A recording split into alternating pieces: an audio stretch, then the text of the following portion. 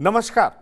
मैं हूं पंकज कुमार। इस खास पेशकश में हमारे साथ economist, tax and business expert साथ में हैं और जिनका नाम है योगेंद्र कपूर। नामचीन व्यक्ति हैं और चूंकि 1 फरवरी आने जा रहा है तो निश्चित तौर पर आप सभी लोगों की इच्छा होगी कि इस बार जो बजट पेश किया जाएगा उसमें आम लोगों के लिए क्या होगा। और जब हम आम लोगों की बात करते हैं तो उनसे जुड़े हुए बहुत पहलुओं की बात करते हैं, क्योंकि आम लोगों का कंसर्न बहुत सारी चीज़ों से होता है। तो हम आपको ये बताने का प्रयास करेंगे, क्योंकि टैक्स एक्सपर्ट हमारे साथ हैं, इकोनॉमिस्ट हैं, बिजनेस एक्सपर्ट हैं, तो निश्चित तौर पर योगेंद्र कपूर साहब आपका स्वागत है। और मैं आपसे यही जानना चाहूँगा, क्योंकि मैं अपने दर्शकों को, जिनकी बड़ी उत्कंठा होगी, आकांक्षाएं होंगी ये जानने की कि आखिरकार इस बजट में हमें मिलने क्या जा रहा है, तो मैं सबसे पहले आपसे बात करूँगा सैलरीड क्लास को लेकर के, क्योंकि सैलरीड क्लास के लिए ये खुशखबरी तो आई है कि आपने सुना कि नया आयोग का गठन होने जा रहा, 8वां वित्त आयोग, और उसके गठन का साफ मतलब है कि उनकी सैलरी बढ़ेगी, फिटमेंट रेट बढ़ेगा, तो बहुत सारी सुविधाएं उनको मिलेगी।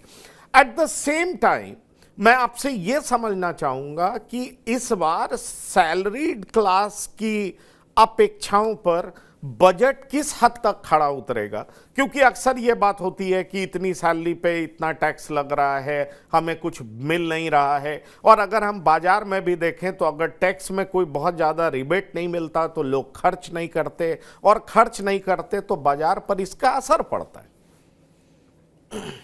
देखिए, सबसे पहले मैं ये कहना चाहूँगा कि 8th पे कमीशन की जो रिकमेंडेशंस हैं वो सिर्फ central government employees as well as जो पेंशनर्स हैं उनके ऊपर एप्लीकेबल है। तो हमें ये समझना है कि जब हम बजट की बात करते हैं तो, और जब इस गवर्नमेंट का फोकस भी है कि एक all inclusive growth and all inclusive benefit to each and every segment of society, तो उसमें बहुत ज़रूरी ये हो जाता है कि आप जो है ऐसे पॉलिसीज़ बनाएं, ऐसी स्कीम्स बनाएं, ऐसे प्रपोजल्स रखें जिससे एक हर तबके के आदमी को उसका बेनिफिट जो है डाउन द लाइन जो है वो पहुंचे। मेरा ये मानना है कि गवर्नमेंट का जो इस टाइम फोकस है वो ये है कि किस तरीके से एक कॉमन आदमी जो है उसके पास ज़्यादा से ज़्यादा एक पैसा जो है वो कैसे क्रिएट कराया जाए।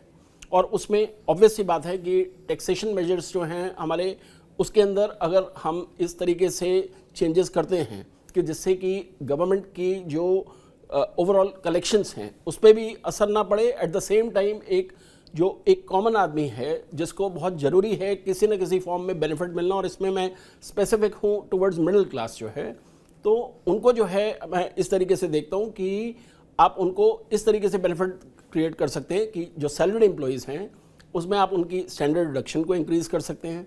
आप जो आपके टैक्स स्लैब्स हैं उसके अंदर जो है आप एक इस तरीके से क्रिएट कर सकते हैं स्लैब्स कि जिसमें जो आपकी बेसिक एग्जेम्पशन जो आज की डेट में न्यू टैक्स रेजिम में अप टू 7 लाख जो है आपको कोई टैक्स नहीं पे करना होता है, वो जो है आप उसको इंक्रीज़ कर सकते हैं अप टू 10 लाख। और आपके जो फर्दर जो स्लैब रेट्स हैं बेस्ड ऑन जो टैक्स रेट्स हैं उनको आप इस तरीके से वर्किंग करें कि आपका जो आपका हाईएस्ट स्लैब है जो 15 लाख एंड अबव जो इनकम होती है जिसमें 30% टैक्स एप्लीकेबल है, आप इस तरीके से रीवर्किंग करें अपने स्लैब्स की कि वो 15 लाख वाली जो लिमिट है वो 20 लाख तक पहुंच जाए।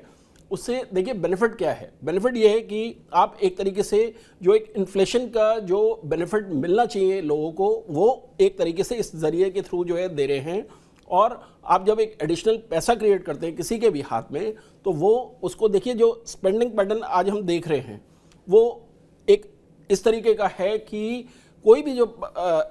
एक इंडिया जो है आज एक डेमोग्राफिक डिविडेंड भी इंजॉय करता है जिसमें we have largest number of youth in the world. उनका जो माइंडसेट है वो इस तरीके का है कि वो एक ट्रेडिशनल सेविंग्स में नहीं बिलीव करता है, वो बिलीव करता है कि कैसे मैं अपने मनी को और फर्दर ग्रो कर सकूं जो आपके मार्केट के अंदर जो मैकेनिज्म्स अवेलेबल है। और उसमें मैं अभी स्पेसिफिकली बात कर रहा हूं कैपिटल मार्केट्स की।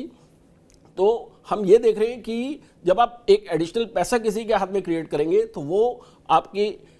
अपने जरिया भी क्रिएट करेगा, सेकंड सोर्स ऑफ इनकम का भी, एट द सेम टाइम वो पैसा जो है आपकी इकोनॉमी को भी हेल्प करेगा जब वो गुड्स एंड सर्विसेज में इन्वेस्टमेंट करी जाएगी। तो इसमें आप ये देखिए कि गवर्नमेंट का मल्टीपल फोल्ड जो बेनिफिट है वो जो है वो आपका ऑब्जेक्टिव जो अचीव होते हैं जब हम ये भी देख रहे हैं कि आपके चाहे डायरेक्ट टैक्स कलेक्शन है चाहे इनडायरेक्ट टैक्स कलेक्शन है वो ईयर ऑन ईयर इंक्रीज कर रही है।